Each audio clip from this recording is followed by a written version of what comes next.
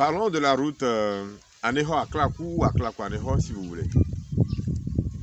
Il n'y a pas très longtemps, cette route était dans un état de délabrement très avancé. Ceux qui ont l'habitude de pratiquer cette voie savent de quoi je parle. Alors, à un moment donné, quand l'État a décidé de refaire la voie, les travaux avaient été confiés à une entreprise qui était venue réaliser uniquement 5 km. Tout le monde était étonné, ébahi. Comment se fait-il qu'une voie de 15 km, on ne peut pas la bitumer d'un coup et qu'il faut réaliser d'abord 5 km. Alors, des moments plus tard, une entreprise est venue également pour réaliser là aussi 5 km. Et la route rénovée s'est arrêtée au niveau de Toko. Les 5 km restants sont toujours, à l'heure où je vous parle, dans un état de délabrement très avancé. Ceux qui pratiquent cette voie ont très mal.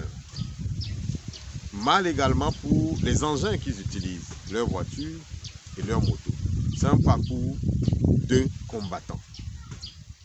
Depuis quelques années, aucune entreprise n'a plus pointé le nez pour terminer la route.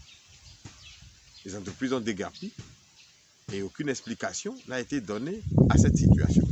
C'est incompréhensible et nous nous posons des questions. Que s'est-il passé?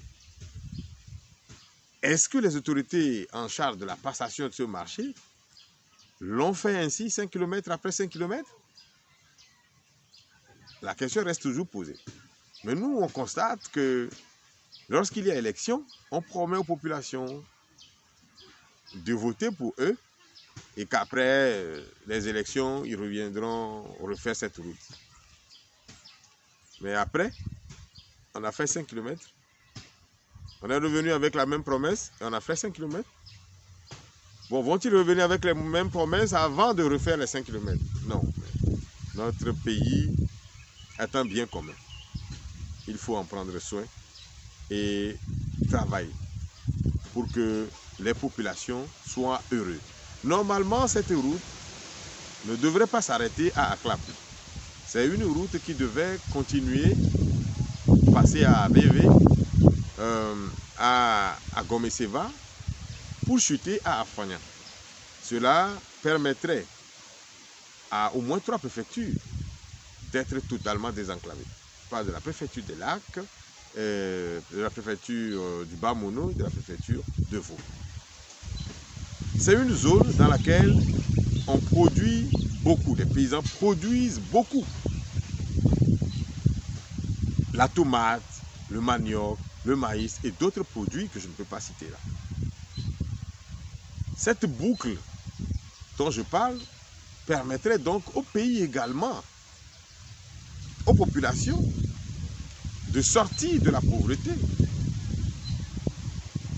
Parce qu'on dit, la route du développement passe par le développement de la route.